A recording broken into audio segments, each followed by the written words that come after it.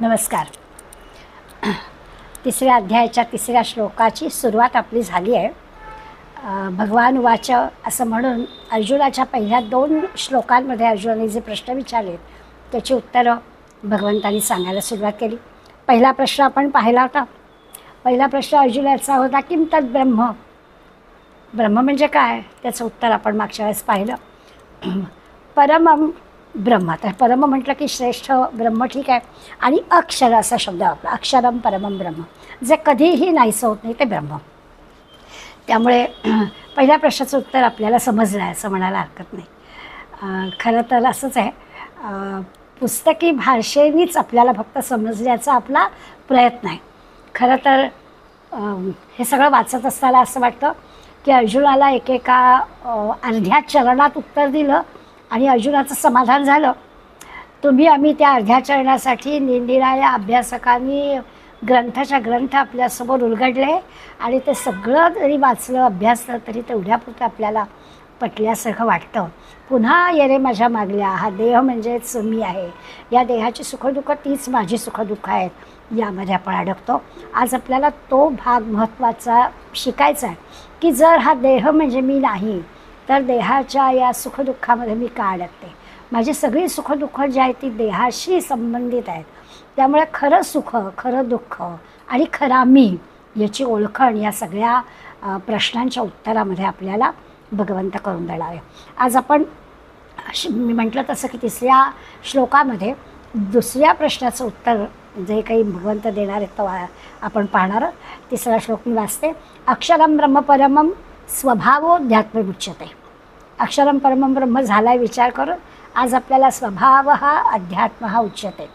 अध्यात्म कशाला म्हणतात असा जो प्रश्न आहे, किम अध्यात्मम असा पहिल्या श्लोकामधला प्रश्न आहे अर्जुनाचा, त्याचं उत्तर एका शब्दात दिलं आहे, स्वभाव हा अध्यात्म उच्यते.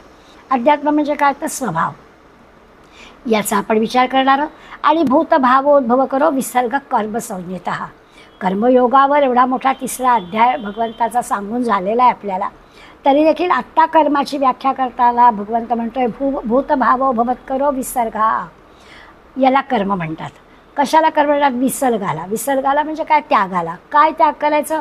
भूतभावोद्भव कर. हा प्राणीमात्रांचा जो काही भाव आहे, या प्राणीमात्रांच्या भावाला म्हणजे भाव उत्पन्न करणारा जो काही विसर्ग म्हणजे त्याग आहे, त्या त्यागाला कर्म म्हणायचं. आपण त्याग करतो म्हणजे नेमकं काय करतो तर आपला जो भाव आहे त्या भावाचा त्याग करणं तो विसर्ग आहे आणि त्याला कर्म म्हणायचं.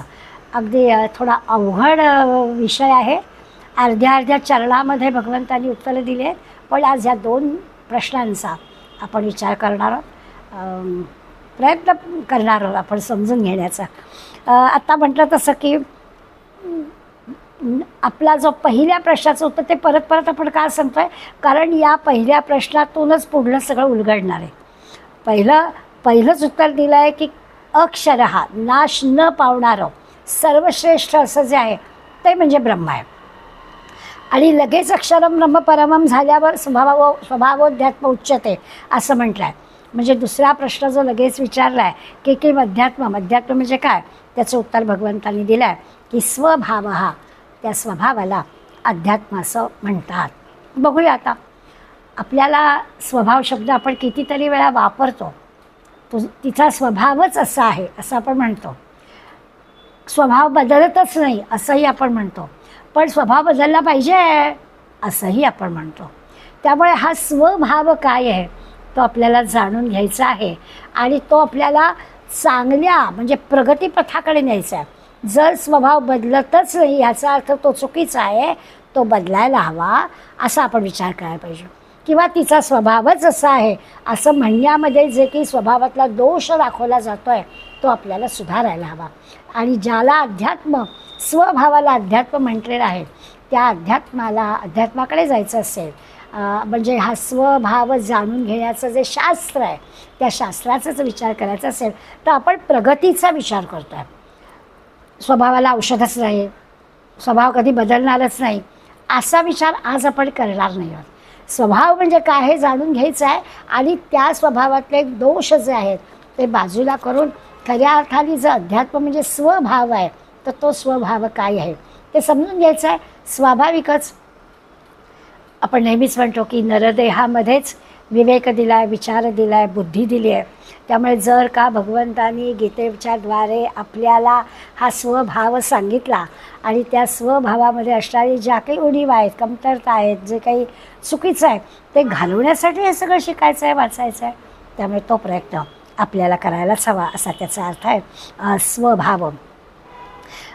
आता असं आहे की अध्यात्म म्हणजे स्वभाव हा आत्म्याच्या आश्रयाने राहतो. मी परत एकदा वाक्य सांगते, आत्म्याच्या आश्रयाने राहतो. आपण ज्या स्वभावाचा विचार करतो आहे म्हणजे अध्यात्माचा विचार करतो आहे ते कशाच्या आहेत? आत्म्याच्या. आत्मा आपल्याला कळतो का? आधीच्या प्रश्नामध्ये ब्रह्म सांगितलेलं आहे. ब्रह्म आणि आत्मा हे दोन शब्द असले वेगळे वेगळे तरी त्याचा अर्थ आपल्याला माहिती आहे. आपण असं लक्षात घेऊया की पिंडाचा किंवा देहाचा विचार करायचा आहे तेव्हा आपण आत्म्याचा करतो, विश्वाचा विचार करायचा असतो तेव्हा आपण ब्रह्माचा करतो. पण ब्रह्म आणि आत्मा हे दोन्ही शब्द तसं म्हटलं तर एकाच अर्थाचे आहेत. आणि म्हणून आपल्याला असं लक्षात घेता येईल की या आत्म्याच्या आश्रयानं जे राहणार आहे ते अध्यात्म म्हणजे तो स्वभाव आहे. ज्या स्वभावाचा विचार करतो आहे आपण. काय असं काही की शब्द इतक्यांदा वापरलेले असतात तर त्या शब्दांचा जो खरा अर्थ आवश्यक आहे ना आपल्याला घेणं त्याच्याविषयी तो असा गुळगुळीत झालेला असतो. तसा आता स्वभावाचा झाला आहे. स्वभाव हा शब्द आपण असा सहज वापरतो. इथे मात्र स्वभाव म्हणजे अध्यात्म असं म्हटलेलं आहे. स्वभावो अध्यात्म उच्यते. स्वभावाला अध्यात्म म्हटलेलं आहे. आणि म्हणून हे जे अध्यात्म आहे ते आत्म्याच्या आश्रयानं राहत आहे. आता आपल्याला कळेल, आपण आता 8व्या अध्यायापर्यंत आलो आहे आणि सायमल्टेनियसली आपण ज्ञानेश्वरीचा दासबोधाचा पण अभ्यास केलेला आहे.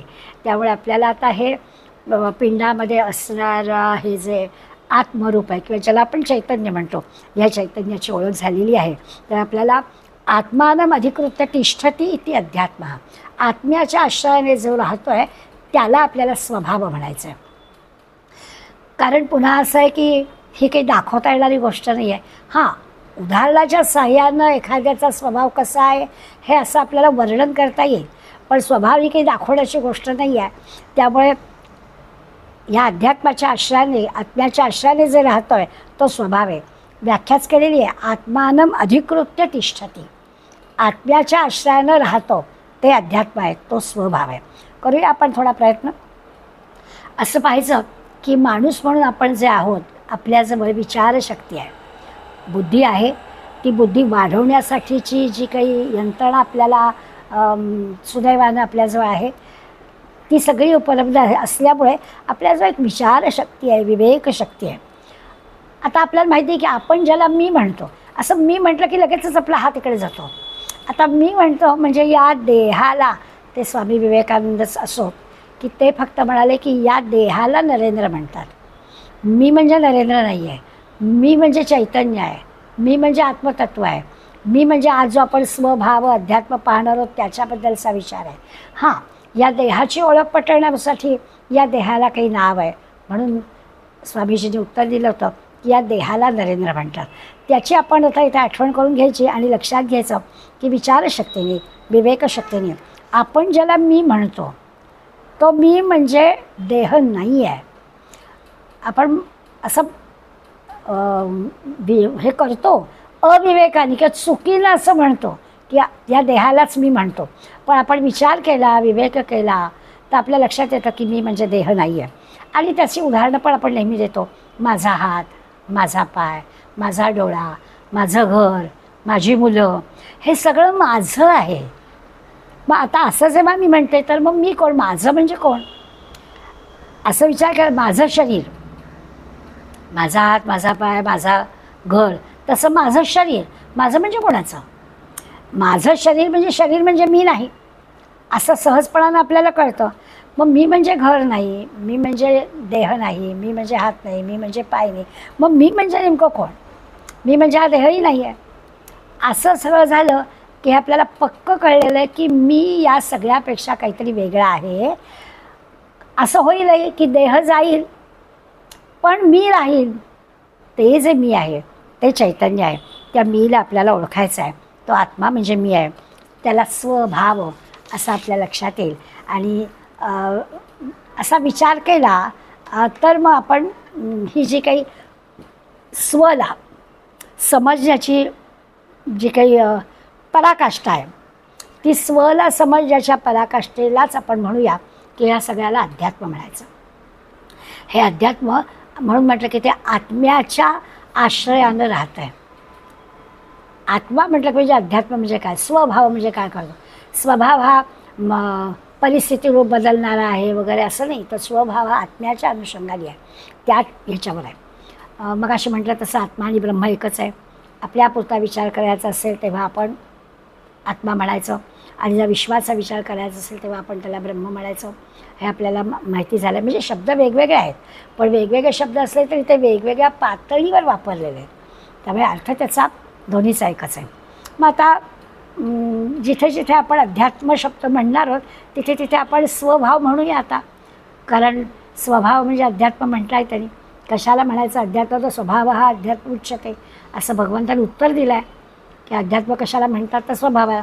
त्यामुळे आता प्रत्येक ठिकाणी आपण स्वभाव असा शब्द वापरायचा प्रयत्न करूया. जसं अक्षरम ब्रह्म परमम म्हटलं म्हणजे कधी अक्षर नाश न पावणारं असं जे की आहे ते ब्रह्म आहे. आत्ता आपण म्हटलं ब्रह्म म्हणजेच आत्मा आहे. वेगवेगळ्या पातळीवर फक्त शब्द वेगवेगळे वापरले, पण त्याचा अर्थ तोच. नाश न पावणार म्हणजे आत्मा नाश पावणार आहे, अक्षर आहे. ब्रह्म नाश न पावणार आहे. ब्रह्म आणि आत्मा एकच आहे. आत्म्याच्या आश्रयाने हे स्वभाव राहिले आहे. आता याचा अर्थ पहिला प्रश्न आणि दुसरा प्रश्न हे दोन्ही खरं म्हणजे सारखेच आहेत. पहिल्या प्रश्नामध्ये विचारलं आपल्याला की हे काय आहे, ब्रह्म काय आहे, त्याला अक्षरम परमम ब्रह्म दिलं. पुढल्या याच्यामध्ये स्वभाव अध्यात्म उच्चते म्हटलं, आणि शब्द वेगवेगळ्या पातळी वेगवेगळे वापरलेले आहेत, अर्थ तोच आहे. मग स्वभाव आणि अक्षरम परमम ब्रह्म दोन्ही एकच झालं. स्वभाव म्हणजे सुद्धा त्या आत्म्याच्या स्वरूपाने म्हटलेलं आहे, त्याच्यावरच आपण त्या आश्रयानेच आपण त्याचा अर्थ लावणार. आपण ज्याला मी म्हणतो त्या तिथपासून अगदी ब्रह्मापर्यंत सगळं एकच आहे. जसं अहम ब्रह्मास्मी तत्त्वमसी असं आपण म्हणतो. म्हणजे हे ब्रह्म आपल्याच ठिकाणी निरंतर असतं, किंवा हे आत्मतत्व किंवा अध्यात्म किंवा स्वभाव काही म्हणा, चैतन्य हे आपल्याबरोबर सतत असतं. आपलं शरीर, मन, बुद्धी, इंद्रिय यांना ते जणू काही प्रकाशित करतं. नाहीतर आहे सगळा हा ठोकळा आहेच, पण आज चैतन्य असल्यामुळे हे सगळेजण काम करत आहेत. हे तर आपल्याला सगळ्यांना माहीत आहे, आणि म्हणून आपण त्याला चैतन्य असं म्हणतो. ते जे काही आहे ते आत्मतत्व. आता त्या चैतन्याला समजून घेण्यासाठी जे काही शास्त्र आहे त्याला अध्यात्मशास्त्र म्हणायचं.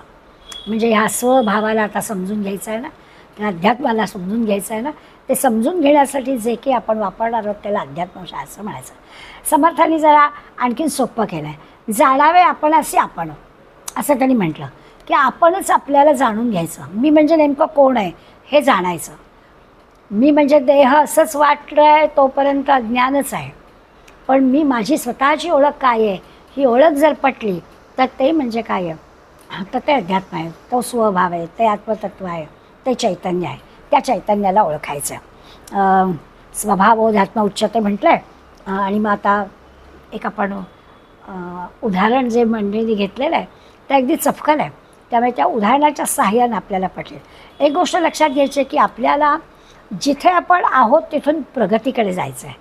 म्हणजे समजा एक आपली परीक्षा करण्यासाठी आपल्याजवळ सत्वरजतम ह्या 3 गुण आहेत, आणि या 3 गुणांमधला आपण असं म्हणतो की आपण सत्वगुणी असायला हवं. कधी कधी आपण रजोगुणी होतो, कधी कधी अगदी तमोगुणीसुद्धा होतो.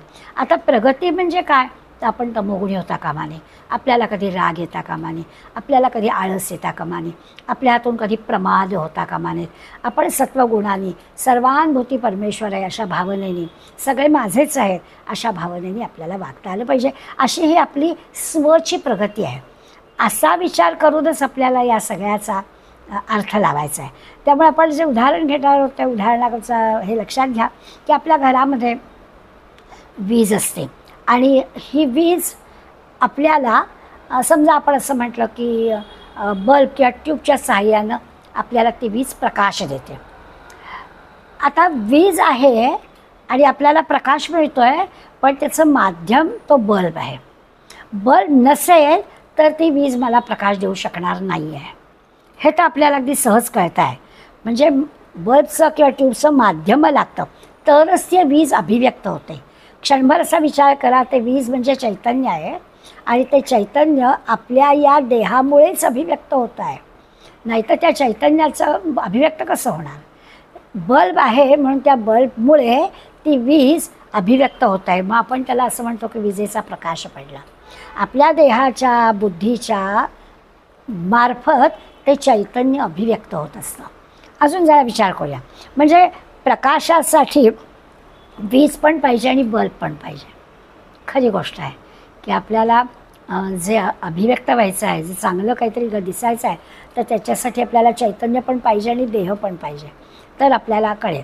सगळ्या कलांमध्ये, विद्यांमध्ये किंवा विशेष कार्य करणाऱ्या लोकांच्यामध्ये आपण पाहतो, त्याच्यामध्ये काय असतं की त्यांचा तो त्या कालावधीमध्ये असणारं जो नरदेह आहे, त्या नरदेहामार्फत त्यांचं केलेलं कार्य अभिव्यक्त होत असतं.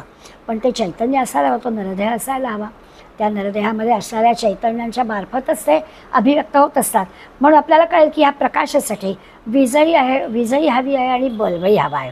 समजा आपण असं म्हणूया की तो बल्ब फुटला तर आपल्याला की प्रकाश मिळणार नाही. म्हणजे वीज जरी असली तरी आपल्याला प्रकाश मिळणार नाही आहे.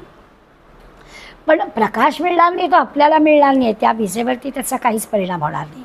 अभिव्यक्त ती होऊ शकत नाही आहे. आपल्याला प्रकाश मिळणार नाही आहे, ती प्रकाश देऊ शकत नाही. त्याच्यासाठी जे माध्यम लागतं तो बल्ब असायला पाहिजे. तसं आहे की या परमात्म्याला अभिव्यक्त होण्यासाठी शरीराची, मनबुद्धीची गरज आहे. रामानी, श्रीकृष्णांनी अवतार धारण केला, याचं कारण काय? तर त्या परमात्म्याला अभिव्यक्त होण्यासाठी नरदेहाची आवश्यकता भासली आणि नरदेहात अभिव्यक्त होऊन भगवंताने ते कार्य केलं.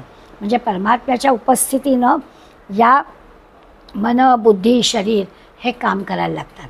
ते चैतन्य असेल तर हा नरदेह काम करायला लागतो. चैतन्य नसेल तर मनबुद्धी देह काम काय करणार? आता ही जी काही चैतन्याची म्हणजे परमात्म्याची उपस्थिती आहे ना, किंवा त्याची जी शक्ती आहे ना, ती लक्षात घ्यायची. त्याला जीवभाव किंवा त्याला स्वभाव किंवा त्याला आता म्हटलं तसं अध्यात्म असं म्हणायचं आहे. स्वभाव कशा म्हणायचं? ही जी परमात्म्याची उपस्थिती आहे, त्या उपस्थितीला आपल्यामध्ये असणारी ही चैतन्य शक्ती जी आहे, त्या चैतन्य शक्तीला आपल्याला स्वभाव म्हणायचं आहे. त्याला अध्यात्म म्हटलेलं आहे. आपण आता हेच उदाहरण बघूया. प्रत्येक बल्बची काही क्षमता असते, काही पॉवर त्याची, म्हणजे 25चा असतो, 40चा असतो, 60चा, 100चा, त्याची पॉवर ठरते. त्याप्रमाणे तो प्रकाश देतो. प्रत्येक जीवामध्ये परमात्मा शक्ती आहे. म्हणजे समजा अगदी जीव तमोगुणी असतो तरीसुद्धा त्या पशु, पक्षी, कीटक यांच्यामध्ये सुद्धा असेल, कमी असेल परमात्म्याची शक्ती, पण ती आहे. किंवा नरदेह म्हटला, रजोगुणी जरी म्हटला तरी त्याच्यामध्ये सुद्धा ती परमात्मा शक्ती आहे. पॉवर त्याची कमी जास्त असेल. किंवा अगदी सत्वगुणी किंवा एखादा संत किंवा आता अवतारी देव असे कोणी म्हटले तर त्यांच्याजवळ पॉवर जास्त आहे. परंतु सगळ्यांमध्ये ही परमात्मा शक्ती आहे. किंवा आणखीन असा विचार केला की समजा अगदी 100 पॉवरचा बल्ब आहे, पण त्या बल्बवर समजा धूळ बसली असेल तर तरी देखील तो जेवढी पॉवर आहे तेवढा प्रकाश देऊ शकणार नाही. वरती धूळ बसल्यामुळे आपल्याला त्याचा प्रकाश मिळणार नाही. जसं तसं नरदेह आहे, चांगला नरदेह मिळालेला आहे, स्वस्थ शरीर मिळालेलं आहे, पण आळशी आहे असं जर असेल तर तो आळशी असणाऱ्या म्हणजे तमोगुणी आळशी असणाऱ्या नरदेहाकडून त्या परमात्मा शक्तीचा पाहिजे तशी अभिव्यक्ती होणार नाही. असं एक उदाहरण म्हणून फक्त ह्याकडे बघायचं आहे. आपल्या असं लक्षात येईल की सगळ्या या जीवांमध्ये ती चैतन्य शक्ती आहेच आहे. खरं तर चराचर सगळ्याच सजीव निर्जीव सगळ्यामध्येच ती चैतन्य शक्ती आहे. पण आपण असं विचार करू की ती अभिव्यक्त होण्यासाठी देह लागतो, मन, बुद्धी असणारी लागते आणि त्याच्यातून ते अभिव्यक्त होत असतं. आता मग आत्ता म्हटलं तसं की प्रयत्नाने आपल्याला ही परमात्मा शक्ती जी आहे म्हणजे आपल्यामधलं जे चैतन्य आहे त्या चैतन्याच्या द्वारा अधिक चांगल्या गोष्टी करायच्या आहेत. ती शक्ती आपल्याला स्वाभाविकच वाढवता येऊ शकते. आहे ती चैतन्य शक्ती आपल्याजवळ, ती शक्ती आपल्याला वाढवता येऊ शकते. अधिक चांगलं काम आपल्याकडून होऊ शकतं. म्हणजे आळस, प्रमाद, तमोगुण कमी कमी करत गेलं तर याच नरदेहाकडून, म्हणजे त्या चैतन्य शक्तीकडून, त्या परमात्मा शक्तीकडून अधिक काहीतरी ताकद आपल्याला मिळू शकेल. हा जो आहे ना, तो स्वभाव, स्वतःला जाणणं, ते जे आहे ते अध्यात्म. थोडं अवघड वाटेल, समजायला कठीण वाटेल, पण शब्द कठीण आहे तेवढंच मला असं वाटतं, की बाकी सगळं अगदी सोपं आहे. आपल्याला कळतं आहे की नरदेह आहे, त्या नरदेहाला चैतन्य आहे. चैतन्य असल्यामुळे नरदेह काही काही काम करणार आहे. आता ते काम अधिक चांगलं असं जर व्हायला हवं असेल तर त्या परमात्मा शक्तीकडून आपल्याला स्वाभाविकच हे काम करून घेता येईल. मग त्याच्यासाठी अडथळे जे ते दूर झाले पाहिजेत. अडथळे काय आहेत? आळस अडथळा आहे, तमोगुण अडथळा आहे, हे बाजूला झाले तर ती परमात्मा शक्ती मोठी मोठी कामं या देहाकडून करून घेऊ शकेल. हे जे आहे ते स्वभाव आहे. हे चैतन्य भगवंतांनी सगळ्यांना दिलेलं असतं, फक्त माणसाला दिलं आहे असं नाही. अगदी चिलटाला, डासाला सुद्धा दिलं आहे. आणि मग त्या चिलटाला, डासाला आता असं आहे की यांना जी काही परमात्मा शक्ती, का यांना जे काही चैतन्य प्राप्त झालेलं आहे त्याच्यामुळे त्यांना आपला जीव वाचवणं यासाठी त्यांची धडपड आहे. खरं तर माणसांचं पण तसंच आहे. मी म्हणजे देह अशी जी खात्री आपली आहे, त्यामुळे आपला देह चांगला ठेवणं, आपल्या देहाला काही होऊ न देणं. दोन माणसं एकत्र आली ना की आपल्या तब्येतीविषयीच बोलतात. आता 60, 70, 80ची माणसं एकत्र आल्यावर गुडघा दुखणं आणि अशा काही छोट्या मोठ्या तक्रारी असणं, ह्यात काही खरं वावगं नाही आहे, त्याबद्दल बोलायला कशाला हवं. पण 4 माणसं काय 2 माणसं एकत्र आली की पहिलं काय असेल तर देहाबद्दल, तब्येतीबद्दल आपण बोलतो. मग आपल्या लक्षात येईल की ही सगळी धडपड आहे. शरीर चांगलं ठेवण्यासाठी त्या शरीराकडून अधिक चांगलं काम करून घेण्याचा विचार आपल्याला गीता सांगते आहे. शरीर चांगलं ठेवायचंच आहे. शरीर माध्यम खलु धर्म साधनं. पण आपण असं पाहतोय की ही धडपड चिलटाची डासाची समजू शकतो, कारण त्यांना विवेकबुद्धी नाही, त्यांना विचारबुद्धी नाही आहे. त्यांना फक्त तो जीव आहे, तो जीव वाचवणं एवढीच त्यांच्याजवळ आहे. आता माणसांनी पण जर असाच विचार केला तर मग आपल्यात आणि त्यांच्यात काय फरक असं होईल. त्यामुळे तो म्हणजे बाकी हे जे नरदेह सोडूनचे सगळे जीव आहेत ते त्या शरीराशी तादात्म्य पावणारे आहेत, शरीरापुरताच विचार करणारे आहेत. अगदी स्वाभाविक आहे. आणि म्हणून डाससुद्धा बघा जरा हे झालं की तो उडून, मग त्याला आपला जीव वाचवणं एवढंच फक्त त्याला माहिती आहे, तो त्याचे प्रयत्न करतच असतो. माणसाने पण असंच केलं तर काय करावं. आपण पण आपल्या शरीराच्या संदर्भात, म्हणजे शरीराच्या प्रेमात म्हणूया, इतके अडकलेलो असतो की खरं ते अज्ञान आहे. आणि हे अज्ञान आहे की शरीर हे माझ्या धर्माचं साधन म्हणून, माझ्या म्हणजे काहीतरी माझ्याकडून होणाऱ्या कार्यासाठी या शरीराची गरज आहे, एवढ्यापुरतं शरीराचा विचार करणं बरोबर आहे. पण शरीर म्हणजे मी नाही आहे, त्याला फक्त टिकवणं, त्याला फक्त सजवणं, त्याला फक्त नटवणं असा त्याचा उपयोग करून घेणं नाही आहे. कीर्तनकार एक गोष्ट सांगतात, कसा माणूस त्या नरदेहातच कसा अडकतो. म्हणजे जीवातच असं त्या जीवावर इतकं प्रेम असतं किंवा त्या देहावर आपलं इतकं प्रेम असतं की स्वाभाविकच त्या देहाला टिकवणं, किंवा आत्ता म्हटलं तसं की त्याच्याविषयीच फक्त विचार करणं, अधिक काहीतरी याच्यापेक्षा चांगलं असू शकेल, किंवा हा देह म्हणजे मी नाही आहे हे पटलेलं असेल तरी देखील कृती कशी होऊ शकते, असा सगळा विचार या कीर्तनकारच्या गोष्टीतून आपल्याला घ्यायचा आहे. पण एक लक्षात घ्यायचं की मी म्हणजे देह किंवा हा जो जीव आहे तो जीव वाचवणं, याच्यासाठी सगळी शक्ती पणाला लावणं हे खरं म्हणजे अज्ञान आहे असं आपल्याला दिसतं. की या शरीराच्या प्रेमात अडकायचं नाही. ह्या सगळ्या म्हणजे जीवातच रमणं असं काही योग्य नाही आहे. कारण मी म्हणजे जर काही वेगळं आहे, मी म्हणजे जर काही चैतन्य आहे, तर कदाचित आपल्याला सगळ्यांना गीतेतलं सगळं हे पाठ असतं की अरे जीर्ण झालेत वस्त्र की ती टाकून दिली की नवीन घ्यायची, तसा हा देह जीर्ण झाला की टाकून द्यायचा की नवीन मिळेल, असं सगळं म्हणायला सोपं असतं. पण तरीही या देहाच्या प्रेमात कसे आपण अडकलेलं असतो. तर कीर्तनकाराची गोष्ट आहे, गोष्टीसारखीच गोष्ट घ्यायची. तर म्हणे एक राजा होता आणि उत्तम राजा होता आणि एकीकडे तो चांगला साधकही होता. म्हणजे राज्यकारभार उत्तम करत होताच, पण तो एक उत्तम साधक भक्त होता. आणि त्याच्याकडे अनेक ऋषीमुनी संत संघ सारखा चालू असायचा. एक ऋषी त्याच्याकडे नेहमी यायचे. ते त्रिकालदर्शी होते, म्हणजे त्याला तिन्ही काळातलं दिसायचं.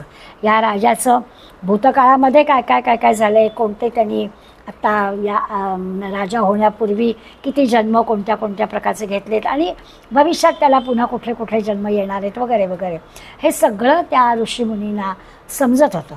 म्हणून एक दिवस ऋषी या राजाकडे आले. राजाने स्वाभाविकच आता तो उत्तम साधक आहे, त्यामुळे ऋषीमुनींचं अगदी त्या ऋषींचं खूप छानपैकी त्यांनी स्वागत केलं. आणि त्या ऋषींना म्हणजे ऋषी राजाला असं म्हणाले की राजा, मी तुला काही सांगायला आलो आहे, काही विशेष गोष्ट मला तुला सांगायची, पण थोडी ती गुह्य आहे, गुप्त आहे. फार तर प्रधान आणि तू या दोघांनाच मला ती गोष्ट सांगायची आहे. आणि मग राजा मला ठीक आहे आणि म्हणून हे तिघंजणं आतल्या दालनात गेले. राजा, प्रधान आणि ऋषी तिघेच होते. आणि ऋषींनी त्याला सांगितलं की राजा, तू एक उत्तम साधक आहेस, उत्तम भक्त आहेस आणि त्यामुळे मला तुझं जे भविष्य आहे किंवा तुझा भूतकाळ आहे, म्हणजे तुझे आधीचे जन्म आहेत ते पण मला सगळे कळत आहेत. पण असं झालं आहे की दैववशात आठवड्याभरामध्ये, म्हणजे आठवड्याभराने तुझा मृत्यू जवळ आलेला आहे. तर एका आठवड्याने तुझा मृत्यू होणार आहे आणि पूर्वीच्या कुठल्या तरी जन्मामध्ये जे काही एक तुझ्याकडून पाप घडलेलं आहे, त्या पापाची फेड करण्यासाठी केवळ 1 वर्षभरासाठीच तुला डुकराचा जन्म घ्यावा लागणार आहे. ऋषी सांगतायत राजाला की बाकी सगळं तुझं सगळं चांगलं आहे, पुण्य आहे, पण असं नाही ना होत. पुण्य असलं तरी पाप काही फेडता येत नाही ना, तर पापाची फेड करावीच लागते. पुण्याची मिळतंच काय पुण्य मिळायचं ते. तर असं कधीच्या तरी पूर्वीच्या जन्मामध्ये जे झालेलं पाप आहे, त्या पापाची फेड तुला करावी लागणार आहे. त्याच्यासाठी 1 वर्षभरासाठी तुला डुकराचा जन्म घ्यावा लागेल. पण खरोखरच तू पुण्यवान आहेस, तुला पुन्हा या डुकराच्या देहातून सुटता येणार आहे. आणि मी तुला जे काही सांगणार आहे, प्रधानजींच्या मदतीनं तुला पुन्हा या वर्षभराने राजघराण्यात जन्म मिळणार आहे. आणि मग ऋषींनी प्रधानजींना सांगितलं काय करायचं ते. त्यामुळे असं आहे की राजाचा या ठिकाणी डुकरं जिथे आहेत त्या ठिकाणी त्याचा जन्म होईल. तुम्ही लक्ष ठेवायचं, त्या डुकरांमध्ये एक डुकरीण असेल, तिच्या कपाळावरती पांढरा डाग असेल, बाकी सगळेच एकाच रंगाचे डुकरं असतील, पण एकच डुकरीण वेगळी असेल. तिच्याकडे लक्ष ठेवायचं. तिला जे पिल्लू होईल ते पिल्लू म्हणजे राजाला वर्षभरासाठी घ्यावा लागणारा जन्म आहे.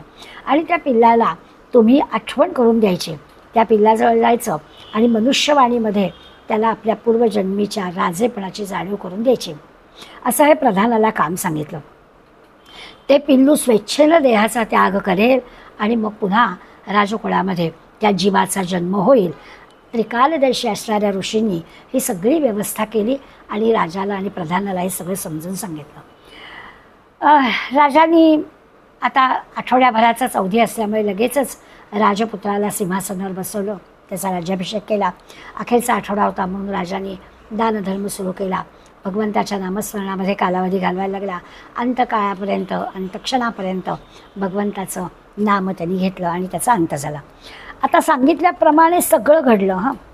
ज्या कुठे भागामध्ये सगळी डुकरीण होती ते जागा सांगितलेली होती त्या ऋषीमुनींनी, त्यामुळे तिथे प्रधानजी गेले.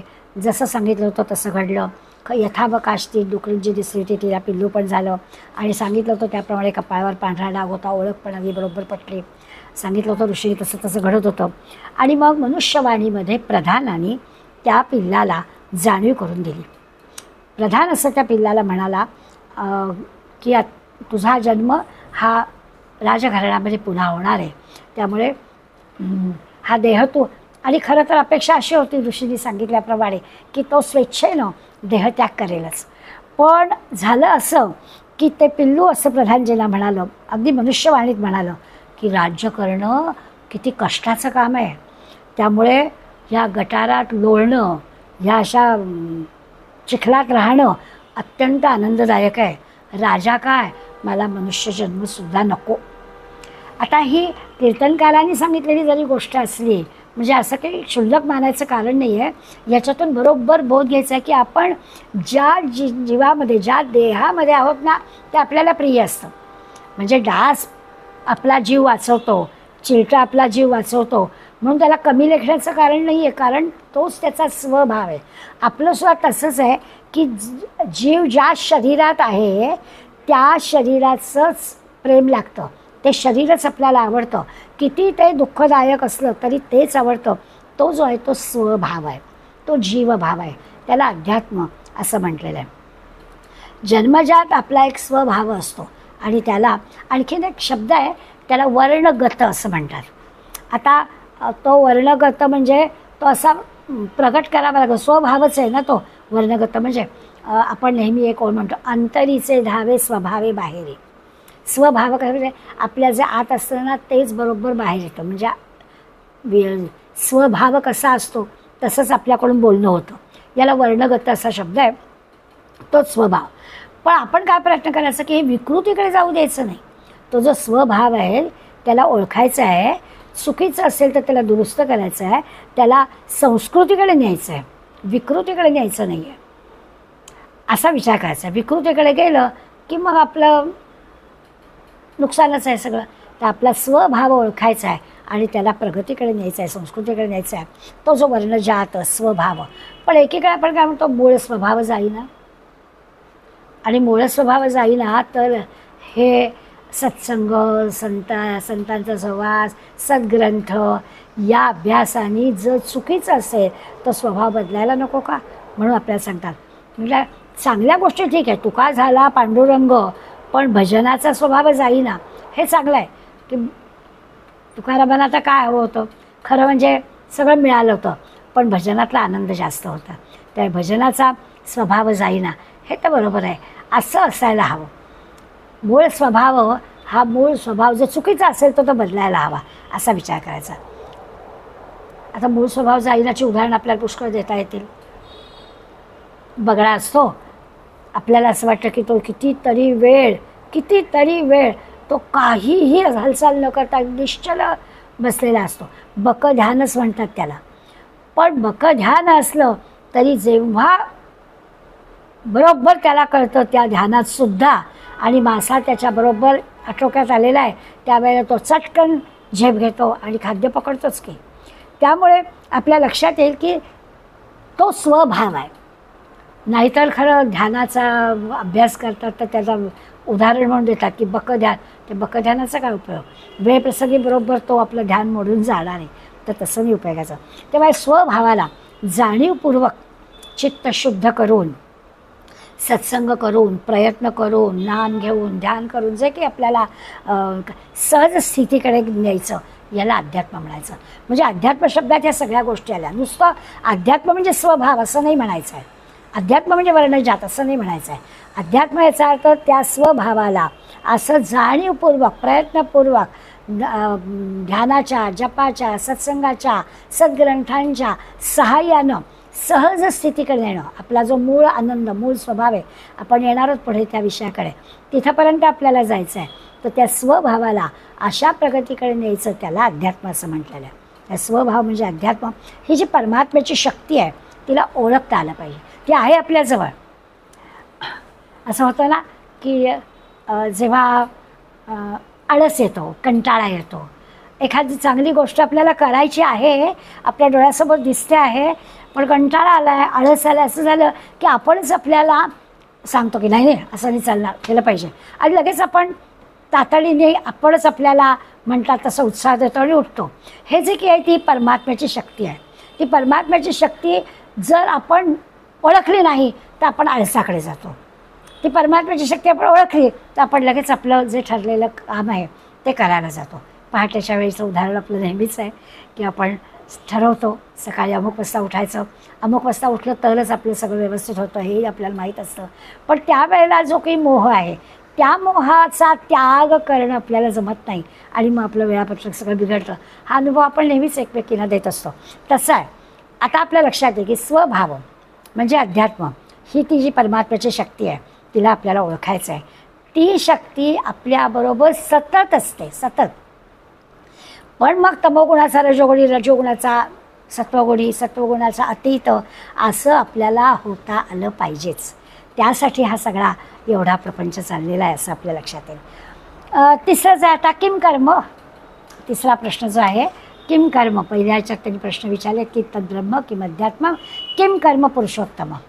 भगवंता मी तुला विचारलं की कर्म म्हणजे काय, आणि मग अशी मी असं म्हटलं की खऱ्या कर्म या विषयावर कर्मयोग नावाचा 3रा अध्याय भगवंतांनी लिहिला आहे.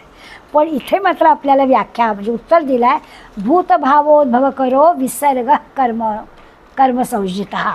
कर्म कशाला म्हणतात तर भूतमात्रांच्या भावांना उत्पन्न करणारा जो विसर्ग, विसर्ग म्हणजे त्याग, आपल्या भावना म्हणजे निर्माण होणाऱ्या ज्या भावना आहेत त्या भावनांचा त्याग काय, आपल्याला अमुक खावा आहे मग त्याचा त्याग करायचा, आणि जे आपण करतो त्याला कर्म म्हणायचं. म्हणजे झोपेच्या मोहाचा त्याग करायचा आणि उठायचं आणि आपले कर्म करायचे, त्याला खरं कर्म म्हणायचं.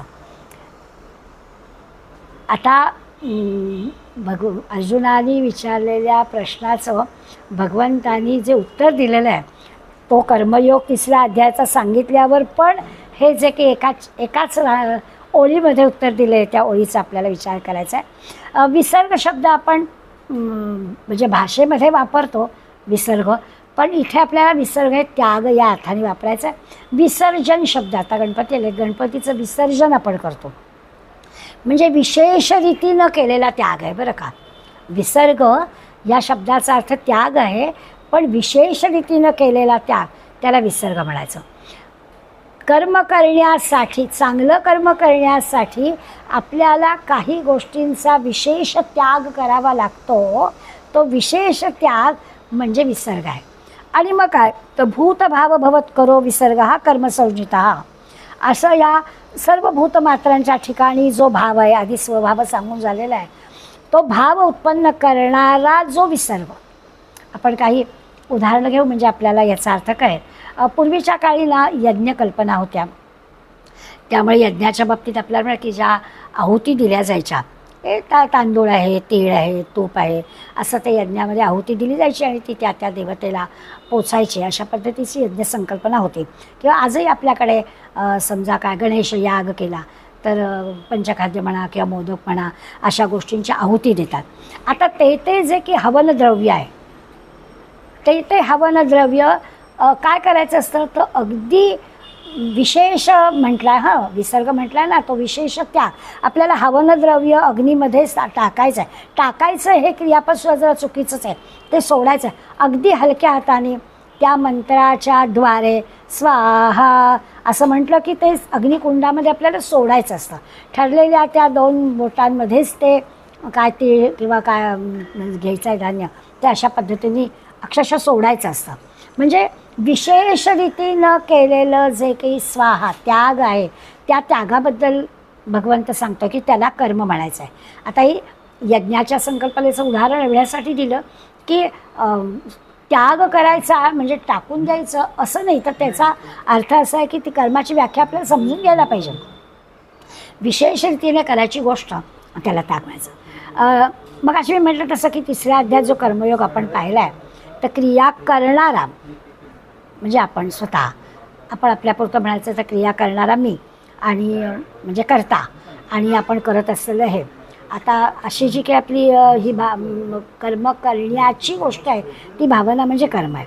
समजा आपण असं म्हटलं की मी बोलते किंवा मी जेवते तर मी म्हणजे करता आणि मी करत असणारी ती क्रिया म्हणजे जेवण समजा किंवा बोलणं हे जे आहे ते कर्म. असं आपण प्रथमदर्शनी असं म्हणतो की हे असं होतं की मी म्हणजे करता आणि करत असणारी क्रिया ते म्हणजे कर्म, बरोबर आहे. पण त्यानंतर जे मी करत नाही पण होतं त्याला आपण कर्म नाही म्हणत, त्याला क्रिया म्हणतो. जसं आता आपण जेवणं हे आपण कर्म म्हटलं की मी जेवते, असं जेवणाचं कर्म केलं. जेवणानंतरचं जे आहे की अन्नपचन होणं त्याला आपण क्रिया म्हणतो, पचनक्रिया, कारण ती होते, ती करत नाही आपण. जेवणाचं कर्म आपण करतो परंतु नंतरची जी पचनाची गोष्ट आहे ती की आपण करत नाही, ती होते. आता म्हणजे ती आपोआप घडते.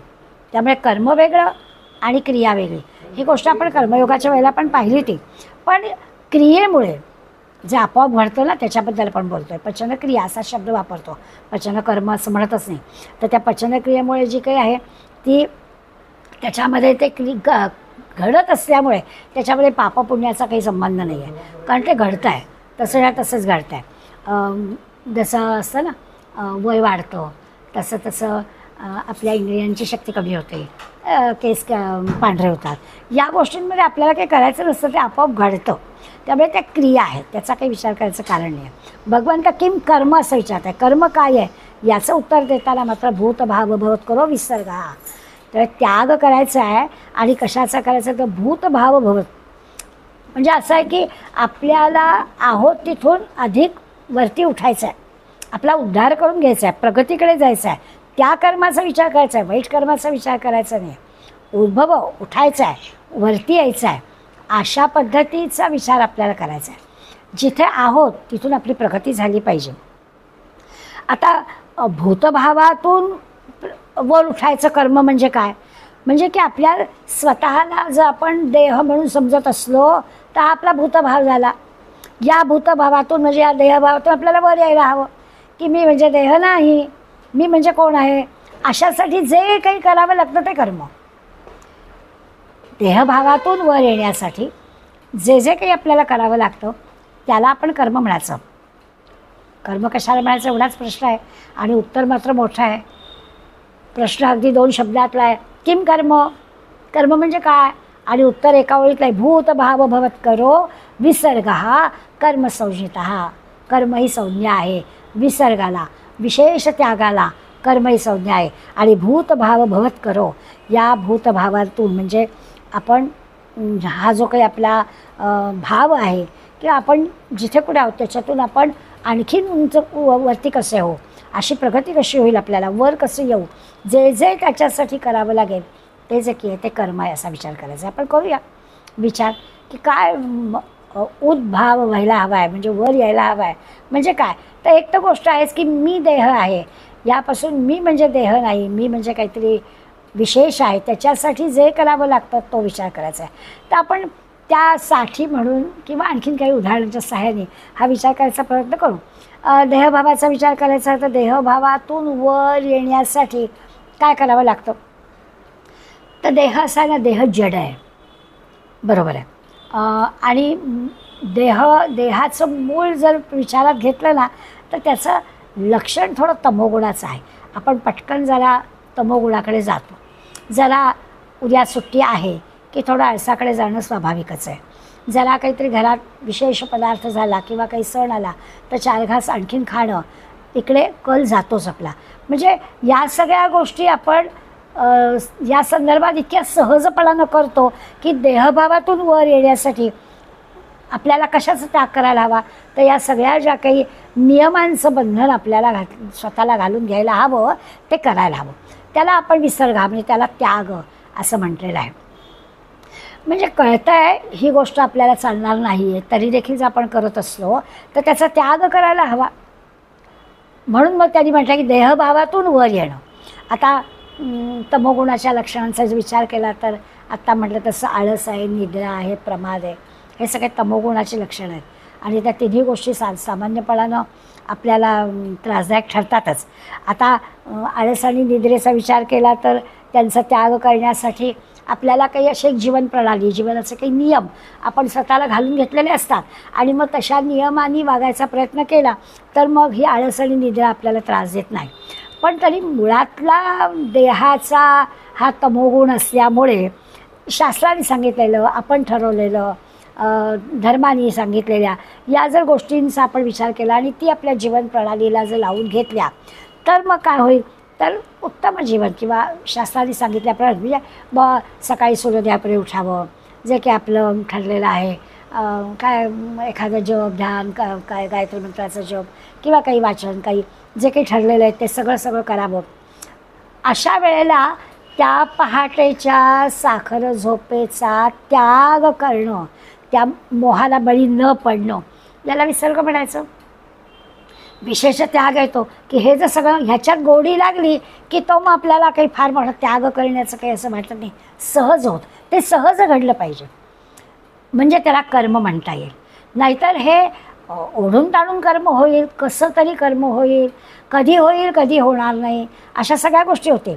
पण आपण जर ठरवलेलं असेल, शास्त्राने सांगितलेलं, आपण योजलेलं, प्रगतीकडे नेणारं, दिनचर्येत राहणारं असं हे सगळं कर्म जर आपल्याला नियमितपणे करायचं असेल तर आपल्या या जड देहाला असणाऱ्या निद्रेचा आणि आळसाचा आपण त्याग केला पाहिजे. नाहीतर तो मोह येईल आणि पुन्हा त्या आळसात, त्या निद्रेत आपण अडकू. तसं व्हायला नको असेल तर तो विशेष त्याग आपल्याला करता आला पाहिजे. म्हणजे चांगल्या सवयी लावून घेण्यासाठी आपल्याला हे सगळं करावं लागतं, हा त्याग करावा लागतो. ज्या देहसुखाच्या संदर्भातल्या गोष्टी आहेत त्याचा त्याग करावा लागतो. त्या पहाटे लवकर उठून अभ्यास करणं किंवा काही ध्यानधारणा करणं, जप करणं, अशा सगळ्या गोष्टी ज्या आहेत या चांगल्या आहेतच. पण त्यासाठी आपल्याला जो त्याग करावा लागतो आणि उठावं लागतं हे किती अवघड आहे हे आपल्याला सगळ्यांना माहिती असतं. त्यामुळे आपण असं वाचल्यानंतर आपल्या लक्षात की अरे हो असं घडतं खरं, म्हणजे आपण देहामध्ये किती अडकलेलो आहोत असं आपल्याला कळेल. आणि या सगळ्या प्रश्नांची जी काही एकापाठोपाठ एक प्रश्न येतात ना ते एकमेकांना कसे धरून आहेत बघा. आधी ब्रह्म म्हणून विचारून झालेलं आहे काय ब्रह्म कशाला म्हणतात ते, त्याला जोडून लगेच स्वभाव सांगून झालेला आहे. कसे आपण अडकतो, तो भाव आपल्याला जर कळलेला असला, आतलं चैतन्य कळत असेल तर मग आपल्याला हा असं येणारच नाही अडचण, आपोआपच काम आहे. मग अडचण काय येते तर देहामुळे अडचण येतं. देह काय आहे तर देह जड आहे, तो आळसाला आणि निद्रेला चटकन वश होणार आहे म्हणून असं घडतं. त्या देहभावातून आपल्याला बाहेर पडायचं असेल, म्हणजे या तमोगुणातून, या आळसातून, या प्रमादातून बाहेर पडायचं असेल तर मग आपल्याला हा कर्ममार्ग आचरावा लागतो. म्हणजे विसर्ग त्याग करायचा आणि ते जे करायचं त्याला कर्म म्हणायचं. आणि त्याच्यासाठी अगदी ते चोख केलं पाहिजे, कठोरपणाने ते केलं पाहिजे. कर्तव्य म्हणून नुसतं आपलं करायचं असेल तर त्याच्यामागे आपल्याला अशा पद्धतीनं भाव ठेवला पाहिजे तर ते होईल. म्हणजे योग्य मार्गानं ते आपल्याला करायला हवं. सर्व बाबतीत असं होईल. म्हणजे आपली सगळ्यांची वय लक्षात घेता आपल्याला सकाळी उठणं आणि या सत्संग सद्ग्रंथ यांच्या वाचनाची उदाहरणं देतात. पण आपण अगदी एखाद्याने म्हटलं की काही नाही, मी नोकरी करताना अगदी योग्य मार्गानेच पैसे मिळवणार, कुठला मोह येता कामा नाही, असा अगदी पक्का निर्धार एखाद्याने केलेला असेल. असं जेव्हा ठरवून एखादा करतो तेव्हा तो त्या येणाऱ्या मोहाचे जे क्षण असतात त्या क्षणांवर मात करू शकतो. त्यांनी अगदी पक्क ठरवावं लागतं, नाही तर येणार असे मोहाचे क्षण येणार. आणि त्या मोहाच्या क्षणाला देहधारी असणारे किंवा देहावर प्रेम असणारे अशा पद्धतीने फसणार. म्हणून ते सांगतात की कधी करता आलं पाहिजे तर असं आपल्याला ठरवता आलं पाहिजे. आणि ते ठरवून तेव्हा येणाऱ्या जे काही क्षण आहेत त्यावर आपल्याला मात करायचं. म्हणजे साधी गोष्ट आहे की आपण चांगलं कर्म केलं तर पुण्यप्राप्ती होते, फळ पण चांगलं मिळतं. वाईट कर्म केलं तर स्वाभाविकच पाप घडतं आणि स्वाभाविकच त्याचं फळ दुःखच असतं. हे तर अगदी आहेच. म्हणजे पुन्हा कर्म पुन्हा फळ, त्या पुन्हा फळामधून पुन्हा फळ भोगण्यासाठी पुन्हा येणं जाणं, हे काही कर्म किंवा जन्म मृत्यू जन्म हे चक्र सारखंच चालू राहणार आहे. हे जे काही आहे हे सकाम कर्माचं फळ म्हणून आहे. आता आपल्याला जो विचार करायचा आहे कर्माचा, त्या कर्मामध्ये फक्त सकाम कर्म असं काही नाही आहे. तर त्यांनी आपल्याला सांगितलं आहे की ते त्याच्यासाठी त्याग करून जे आपण करतो ते कर्म आहे. भूतभाव भवत करो विसर्ग, हा याला महत्त्व आहे. नाहीतर कर्मातून फळ मिळालं म्हणून पुन्हा कर्म, हे चक्र चालूच राहील. तसं चालून ठेवायचं. आता या सगळ्या चक्रातून जर बाहेर पडण्यासाठीच तो आपल्याला कर्मयोग सांगितलेला आहे. आजवर जे केलं तेच करायचं, कर्मच करायचे. कोणी कर्माशिवाय राहू शकत नाही, एक सेकंदही आपण कर्माशिवाय राहत नाही आहोत. पण भगवंतांनी आपल्याला असं सांगितलं की एकच लक्षात घ्यायचं की आपण त्या कर्माकडे बघण्याची दृष्टी बदलायची. म्हणजे मी केलं असं न म्हणता भगवंताचं कर्म माझ्या करवी केलं जात आहे असा त्या प्रत्येक कर्माचा अर्थ लावला की भगवंतांनी दिलेलं काम आहे म्हणून आपण करतो आहोत. हे माझं काहीच नाही याच्यामध्ये, त्यांनी सोपवलेलं काम मी करते आहे असं म्हटलं की मग आपल्याला ना त्या कर्माच्या आवडीचा निवडीचा प्रश्नच येत नाही. जे आपल्या वाट्याला आलेलं आहे ते भगवंतानी मला करायला दिलेलं आहे, अशा भावनेतून ते कर्म आपण केलं की मग ते कर्म, आणि मग ते कर्म काय किंवा त्या कर्माचं मिळणारं फळ काय हे आपलं असतच नाही. त्यांनी सोपवलेलं काम आणि ते आपण भगवंताचं असल्यामुळे मनापासून करतो आहे, प्रयत्नपूर्वक करतो आहे, अर्थातच त्याचं फळ चांगलंच मिळणार आहे. आणि कर्म काय आणि फळ काय हे ज्याचं त्यालाच द्यायचं आहे, त्यामुळे ते भगवंताचंच आहे. म्हणजे अमुकच एक फळ मिळावं अशी अपेक्षा पण असणार नाही आहे. त्यामुळे पुन्हा पुन्हा येणे आणि पुन्हा पुन्हा जाणे असाही प्रश्न उद्भवणार नाही आहे. आणि मग भगवंतानी सोपवलेलं प्रयत्नपूर्वक चांगलं कर्म केल्यामुळे अंतःकरण शुद्धी पण आहे. हे सगळं जे काही आहे त्या जीवनाला एका अर्थाने त्यागमय जीवन म्हणतात, असं ज्याला करता आलं. कर्माबद्दल विचार करतो आहे आणि भूतभाव भवत करो विसर्ग, हा त्यागमय जीवन, त्यागमय असेल असं कर्म कसं, तर एकदा भगवंतानी सोपवलेलं आहे असं समजून आपण कर्म केलं तर देहभावातून आपोआपच वर येणं म्हणतो ना, ते हेच आहे असं आपल्या लक्षात येईल. त्याला कर्म म्हणायचं. कुठलं कर्म, तर अगदी वाट्याला आलेलं प्रत्येक कर्म करायचं आणि ते भगवंतानी मला करायला दिलेलं आहे म्हणून करायचं. माझी आवड हा विचारच तिथे नाही आहे, त्यांनी दिला आहे म्हणजे ते करायचंच, अशा पद्धतीने विचार करून केलेलं कर्म आहे. आपलं काय होतं, आपलं मन जे आहे त्या मनाने जर विचार करायला लागलं तर आपण मन वस्तूंच्या व्यक्तींच्या आसक्तीमध्ये असतं. हे हिचं म्हणून मी करते, ती माझी मैत्रीण आहे म्हणून केलं आहे, ती मला उपयोगाला पडली ती म्हणून मी उपयोगी पडणार आहे, अशी कर्माच्या वेगवेगळ्या गोष्टी आपण त्याचे अर्थ लावू शकतो की हे आपण का कर्म करतो आहे. इथे तो प्रश्नच नाही आहे. भगवंतानी सोपवलेलं काम आपल्याला या व्यक्तीच्या वस्तूंच्या आसक्तीत आपण बांधून केलं तर ते काही हे विसर्ग हा कर्म नाही होत, ह्या व्याख्येमध्ये बसणारं कर्म होत नाही. म्हणून आपण विचार करायचा आपल्याला. मग मी केला हा अभिमान येतो, म्हणजे आपल्याला जे प्रगतीकडे नेणारं असं म्हणून जे कर्म करायचं आहे, आपल्याला शुद्ध स्वच्छ निर्मळ भगवंतानी दिलेलं कर्म, फळाकडे न बघता केलेलं कर्म, अगदी निस्पृहपणे करायचं कर्म, असा सगळा कर्माचा विचार करायचा आहे. आणि मग ते करण्यासाठी आपल्या लक्षात येईल की जर का मी व्यक्तीच्या वस्तूंच्या प्रेमामध्ये अडकून काही कर्म करत असेल तर त्या कर्माच्या कर्तृत्वाचा अभिमान मला येईल. मी होते म्हणून झालं, नाही तर नसतं झालं, असं काही काही आपण बोलू तर या मानापमानाच्या भोवऱ्यात किंवा अहंकाराच्या भोवऱ्यात आपण अडकू. हे जे काही आहे हे आपल्या म्हणजे मन जर भगवंताच्या याच्याकडे नेलं, भगवत विचाराने आपण त्या मनाने विचार केला तर मग आपलं काम बरोबर होईल. पण जर आपला मनाचा विचार करून केलं तर गडबड होईल. कारण मनामध्ये आसक्ती असते, अहंकार असतो, मी केलं असं असतो, त्या मी केल्यावर माझा मान झाला पाहिजे, चार लोकांनी बोललं पाहिजे, या सगळ्या भोवऱ्यातून आपल्याला जर बाहेर यायचं असेल आणि आपलं मन भगवंताकडे लावायचं असेल तर त्याला ना शास्त्र 2 मार्ग आपल्याला सांगतं. पहिला मार्ग तसं म्हटलं तर अवघड आहे, योगाचा मार्ग आहे की आपण आपलं जे मन आहे त्या मनावरती ताबा मिळवायचा असेल, म्हणजे ह्या अहंकारामध्ये या सगळ्या आवडीनिवडीमध्ये अडकता कामा नये असं जर आपल्या मनाला तयार करायचं असेल तर काय करायला पाहिजे, तर आसन प्राणायामाच्या सहाय्याने, अष्टांग योगाच्या सहाय्यानं आपल्याला मनावरती ताबा मिळवता आला पाहिजे. पण त्याला जोडूनसुद्धा पतंजलीने आपल्याला याच्यामध्ये ईश्वर प्रणिधान पण सांगितलेलं आहे. म्हणजे हे जरी कितीही केलं, आसन प्राणायाम सगळ्या गोष्टी केल्या तरी ईश्वर प्रणिधान करावं लागतं. म्हणजे ईश्वराशी शरणागत, ईश्वर म्हणा सद्गुरू म्हणा याच्याशी शरणागती सांगितलेली आहेच. त्यामुळे या मार्गाने आपण आपल्या मनाला या सगळ्या याच्यातून सोडवून घेऊ शकतो. किंवा दुसरा जो मार्ग आहे तो म्हटलं तर सगळ्या संतांनी निवडलेला मार्ग आहे की ती शरणागती साधण्याचा अगदी सोप्यात सोपा भक्तीचा जो मार्ग आहे तो मार्ग जर धरला तर हे मन वगैरे काही चलबिचल होणार नाही, मान अपमान अहंकार वगैरे वगैरे होणार नाहीत. छानपैकी भगवंतानी सोपवलेलं कर्म आपण करू आणि तेच कर्म ह्या व्याख्येमध्ये भगवंताला अभिप्रेत आहे. म्हणजे जे जे काही घडतं तर ईश्वर इच्छा अशा पद्धतीनं त्या प्रत्येक कर्माकडे आपण पाहिलं तर तेच योग्य आहे. म्हणजे याच्यामध्ये ना मी मला माझं या सगळ्या अहंकाराला काही जागाच राहणार नाही. याचा काही उपयोग आहे. म्हणजे जीवभाव किंवा देहभाव काही म्हणा, मग अशी आपण देहभावाचा विचार केला, लवकर उठणं हवं तर देहाला चांगल्या सवयी लावणं. आता जीवभावाचा विचार केला तर असं मी माझं याला सोडून देणं.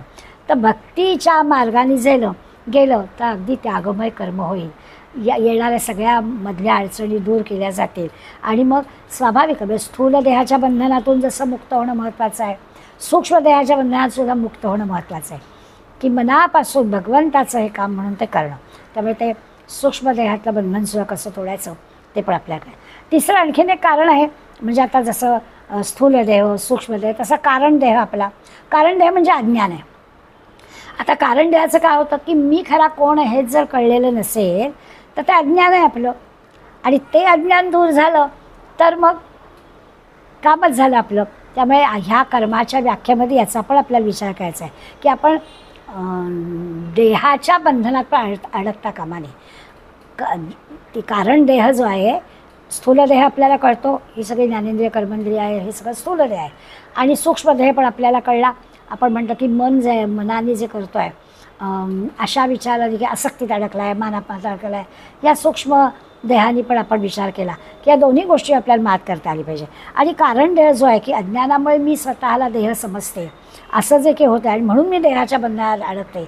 एकदा देहाच्या बंधनात अडकलं की तो देह जड आहे की बाकी सगळ्या गोष्टी आपोआपच एकावर एक फ्री मिळतात, की त्या जड देहाला लागून गेलं की आपल्याला आपोआपच तमोगुण, आळस, प्रमाद या गोष्टी येतात, त्या येऊ नयेत असं कळेल. मग आपल्या लक्षात यायचं की आपलं मूळ स्वरूप जे आहे ते आनंद स्वरूप आहे. आपल्या जर मूळ स्वरूपाचा विचार केला आणि ह्या स्वरूपाचा अनुभव आपण रोज घेतो. आनंद स्वरूप अशा आपल्या स्वरूपाचा आनंद म्हणजे आपल्याला लागणारी गाढ झोप.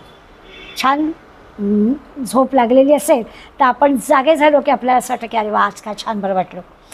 आता हे जर आपण लक्षात घेतलं तर इतका वेळ आपण मूळ स्वरूपामध्ये आनंदात होतो. म्हणजे आपण जेव्हा गाढ झोपेत असतो तेव्हा तितका वेळ आपण छान आनंदात होतो. हे आनंद स्वरूप काय आहे याचं अज्ञान आपल्याला असतं. नंतर आपल्याला कळतं की अरे हां, ही गाढ झोप झाली, छान वाटलं, आनंद वाटला, पण तेव्हा हे कळत नाही. तर ते जे की आहे त्या अज्ञानाचं जे बंधन आहे त्याच्यासाठी आपल्याला काही संतांचं सांगणं ऐकावं लागतं, शास्त्राचा अभ्यास करावा लागतो, ग्रंथांचा अभ्यास करावा लागतो, त्या ग्रंथांच्या अभ्यासाचं मनन चिंतन करावं लागतं. आणि मग आपल्याला मी म्हणजे देह नाही, मी म्हणजे काय आहे तर मी म्हणजेच ईश्वर स्वरूप आहे, तत्त्वमसी, अहम ब्रह्मास्मी, या सगळ्याचे अर्थ आपल्याला कळतात. या अर्थाने त्या अज्ञानाचाही आपला त्याग केला जातो. आणि हे त्यागरूपी जे कर्म आहे ते म्हणजे हे कर्म. विसर्ग हा कर्म म्हटला आहे तर त्याग कशाचा, तर स्थूल देहाचा, सूक्ष्म देहाचा, कारण देहाचा, आणि मी मूळ स्वरूप काय आहे हे कळण्या इतपत प्रगती आपली झाली तर त्याच्या आड येणाऱ्या सगळ्या गोष्टींचा त्याग म्हणजे कर्म आहे. भूतभाव भवत करो विसर्ग कर्म संहिता, याचा अर्थ या पद्धतीने आपण लावून घ्यायचा. पुढल्या 3 प्रश्नांचं उत्तर पुढल्या श्लोकामध्ये आहे. त्याचा अभ्यास अर्थातच आपण पुढल्या गुरुवारी करणार आहोत. पण आपण विचार असा करायचा की हे प्रश्न ना थोडेसे फार अर्जुनाने महत्त्वाचे प्रश्न एकाच ठिकाणी आपल्याला विचारून एका अर्थाने अभ्यासाला प्रवृत्त केलेलं आहे.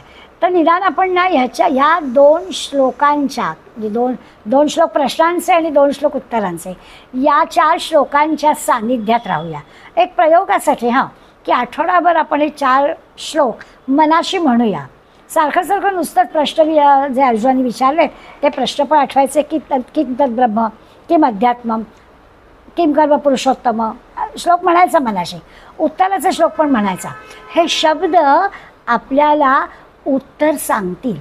आणि आठवडाभर आपण आता पुढल्या 3 प्रश्नांची उत्तरं पुढल्या गुरुवारी पाहणार आहोत. पण आपण एक प्रयोग पण असं करूया की हे 4 श्लोक सारखे मनाशी आठवूया. प्रश्न आठवूया, उत्तर आठवूया, प्रश्न आठवूया, उत्तर आठवूया. मग आपल्याला लगेच लक्षात येईल की ते शब्द जे आहेत ते आपल्याला ना सहज अर्थ सांगतील आणि खरा तो भगवंताला अभिप्रेत आहे. नाही तर आपल्याला असं वाटतं की अरे किती अर्ध्या ओळीत 2 शब्दामध्ये उत्तर दिलेलं आहे आणि त्याचा सखोल विचार करायला लागलं तर आपल्याला ते तेवढ्यापुरतंच कळल्यासारखं वाटतं आहे. तसं व्हायला नको. म्हणून आपण असा प्रयत्न करूया की त्या प्रश्नांच्या उत्तराच्या आठवडाभर आपण सान्निध्यात राहूया. म्हणजे मग आपल्याला उत्तर कळायला सोपं जाईल. आणि असं म्हणतात की संस्कृत शब्द हे वारंवार उच्चारले तर ते अर्थ आपल्याला सांगतात, स्वतःहून अर्थ सांगतात. नाहीतर विसर्ग हा म्हणजे त्याग हा, कशाचा विसर्ग करायचा तर आड येणाऱ्या गोष्टींचा विसर्ग, हे सगळं वारंवार तो शब्द उच्चारला गेला तर आपल्याला त्याचा अर्थ कळेल. आज आपण इथे थांबूया. पुढल्या गुरुवारी 4था श्लोक घेऊया. धन्यवाद.